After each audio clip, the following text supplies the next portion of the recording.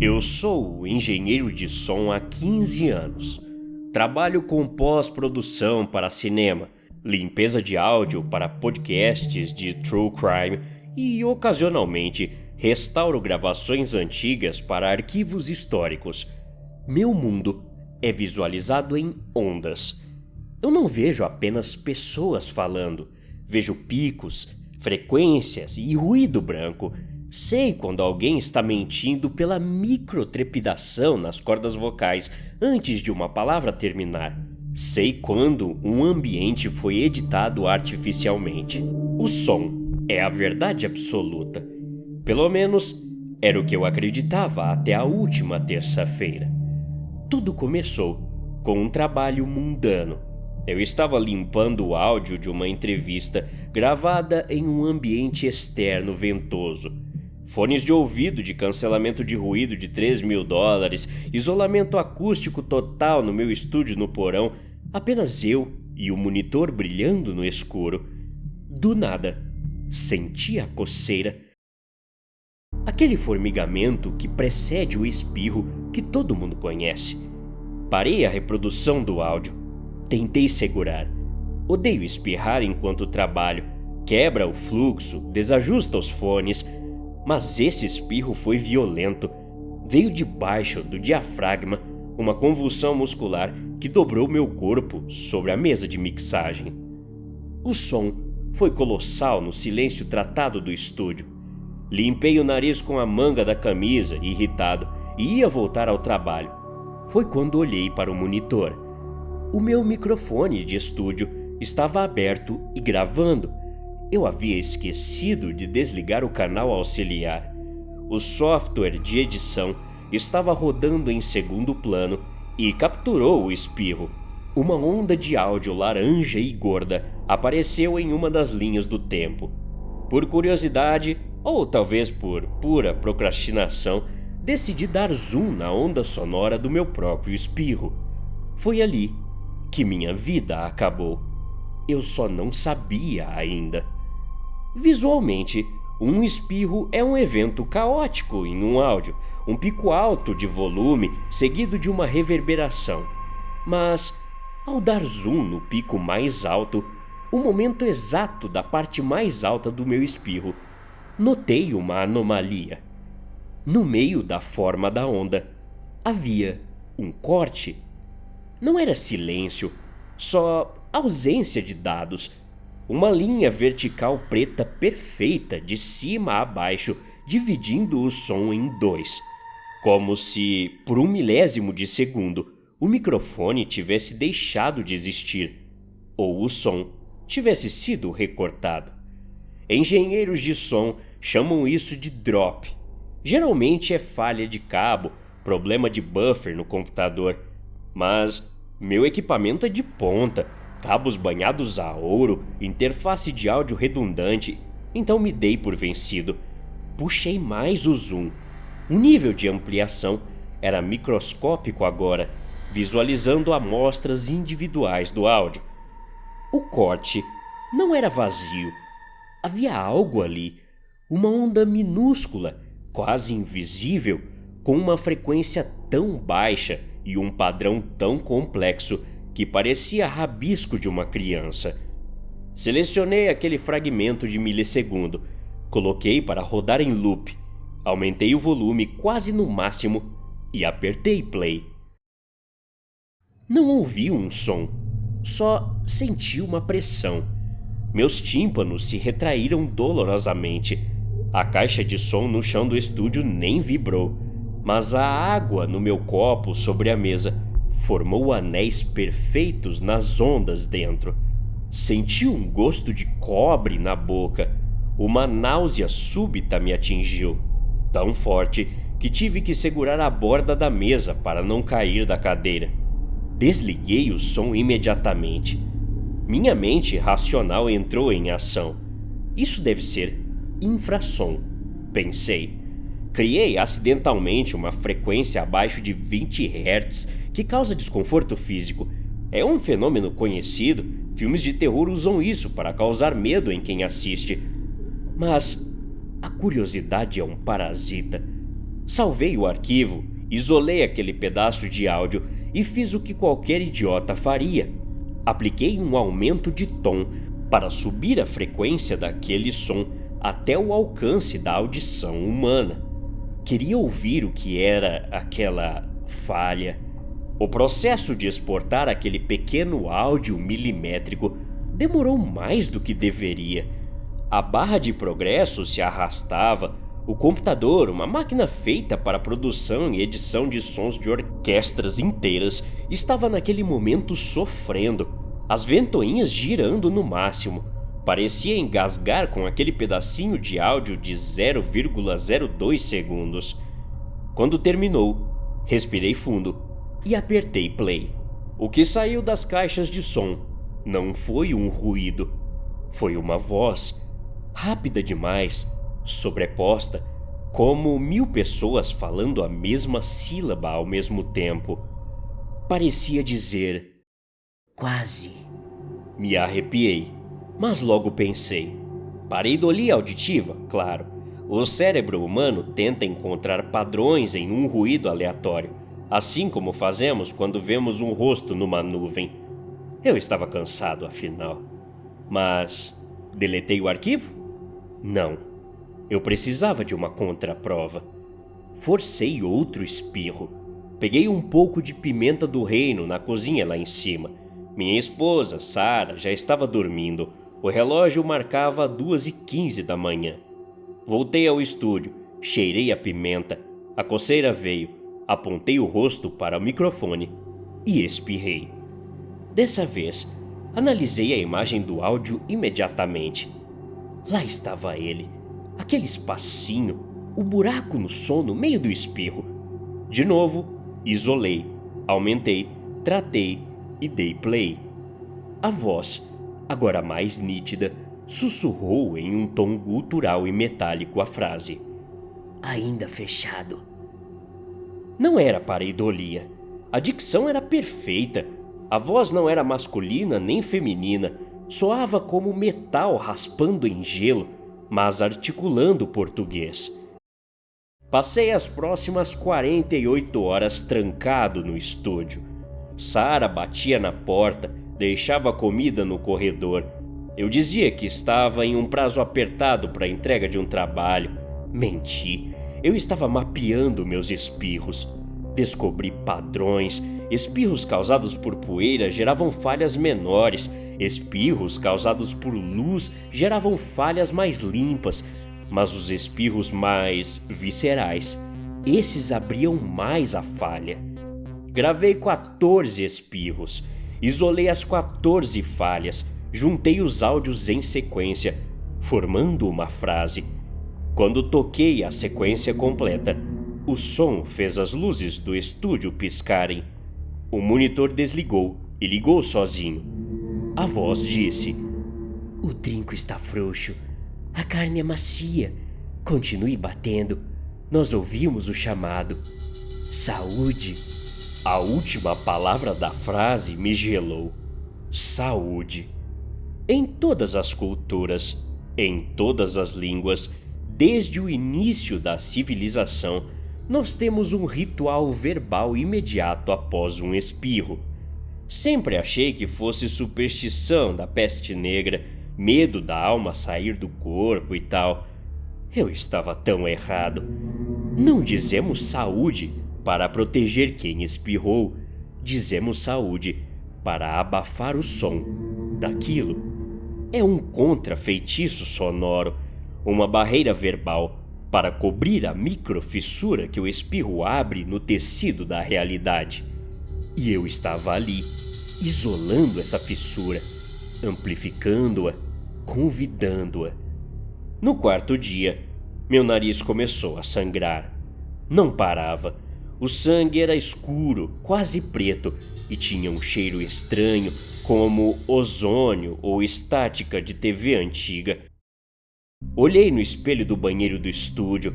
A cartilagem do meu nariz parecia mais fina, transparente. Quando respirei fundo, minhas narinas se dilataram de forma inumana, abrindo-se demais, como se quisessem engolir todo o ar da sala. Eu deveria ter parado, mas a obsessão tinha tomado conta. Eu precisava de um espirro perfeito, um espirro sem essa falha no áudio. Preparei uma mistura de pó de pimentas, configurei os microfones, posicionei 3 deles em triangulação para capturar uma imagem 3D do som e apertei em gravar.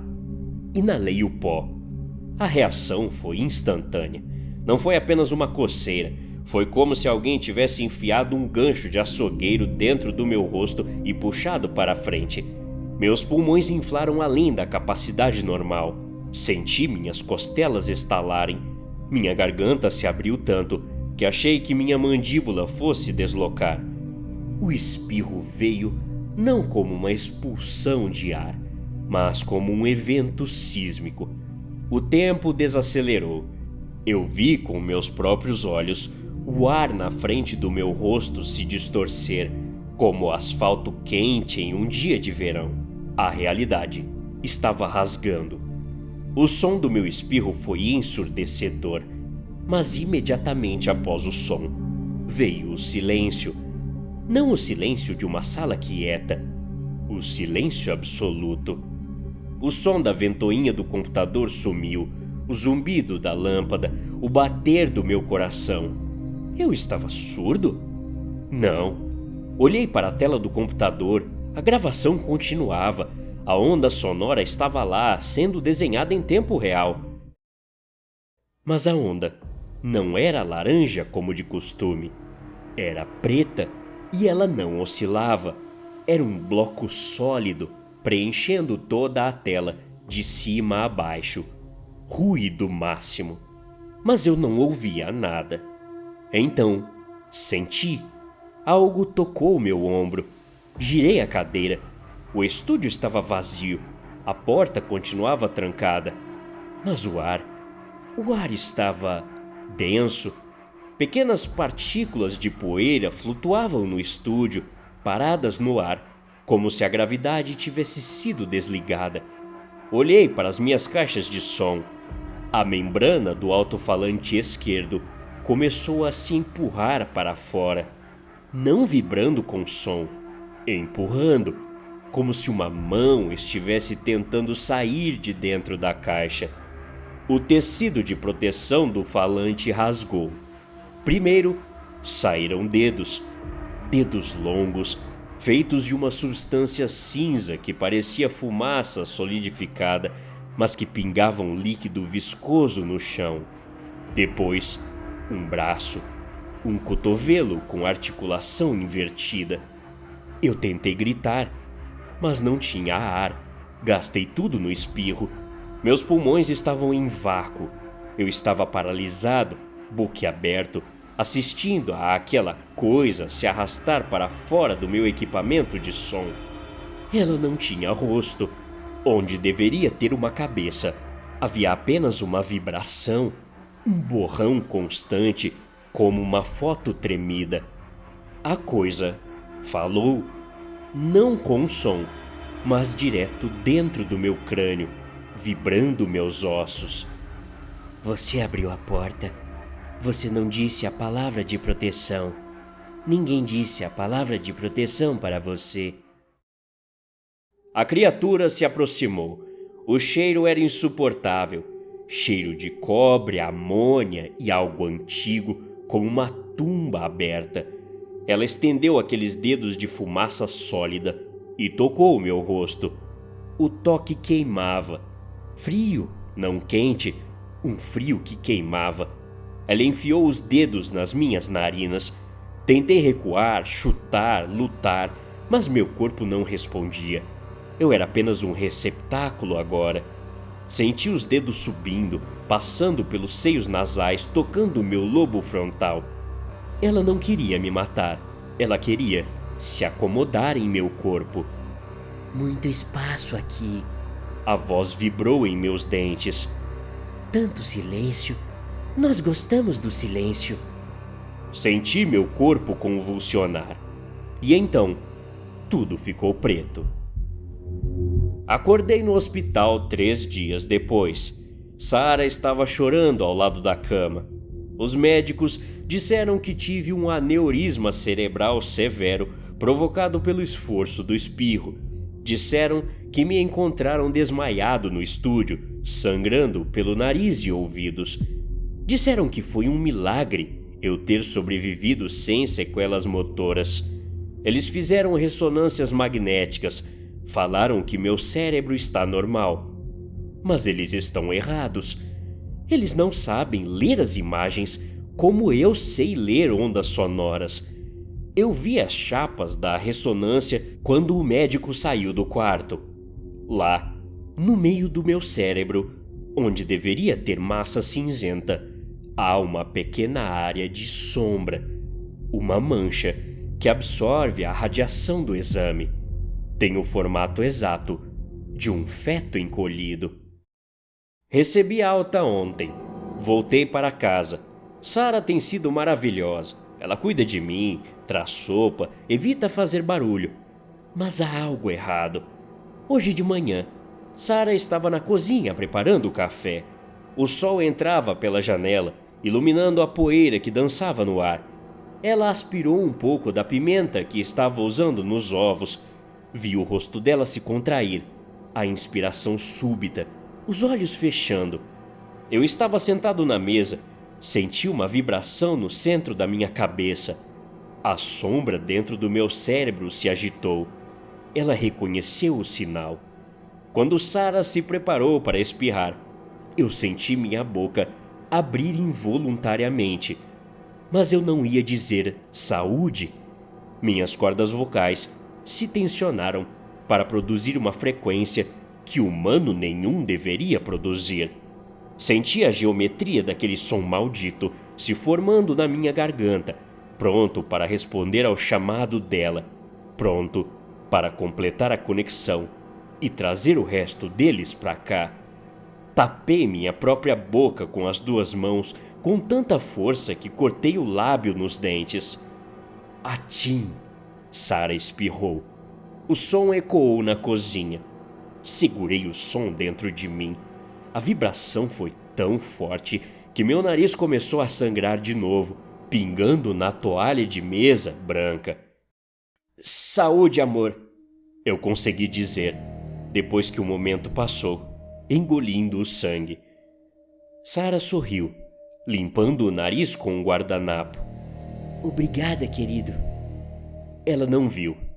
Ela não viu que, por um segundo, enquanto ela espirrava, sua sombra na parede não imitou o movimento dela. A sombra dela permaneceu parada, olhando para mim, e sorriu. Eu destruí meu estúdio, vendi os equipamentos, disse a Sara que o som me dá dor de cabeça agora. Mas não adianta, eu ouço tudo. Eu ouço as frequências que vocês ignoram. E o pior de tudo é que agora eu sei. O mundo é barulhento, cheio de gritos, motores, músicas e conversas. Mas eles vivem nos intervalos. Eles vivem naquele milissegundo de silêncio entre o trovão e o relâmpago, no espaço entre as batidas do seu coração. E principalmente, eles vivem na pausa do seu espirro. Sou o guardião agora. Eu carrego um deles dentro de mim, mantendo-o prisioneiro ou talvez sendo pilotado por ele. Não sei dizer onde eu termino e o som começa. Só tenho um conselho para você. Um aviso. Da próxima vez que sentir aquela coceira no nariz, segure, aperte o nariz até doer, morda a língua, chore, mas não espirre. E se você não conseguir segurar, se o espirro sair e você estiver sozinho, sem ninguém para dizer saúde, não olhe para os cantos escuros. Não tente ouvir o silêncio que vem depois. Porque, às vezes, o saúde não é para desejar saúde, é para pedir misericórdia. Até a próxima. Obrigado.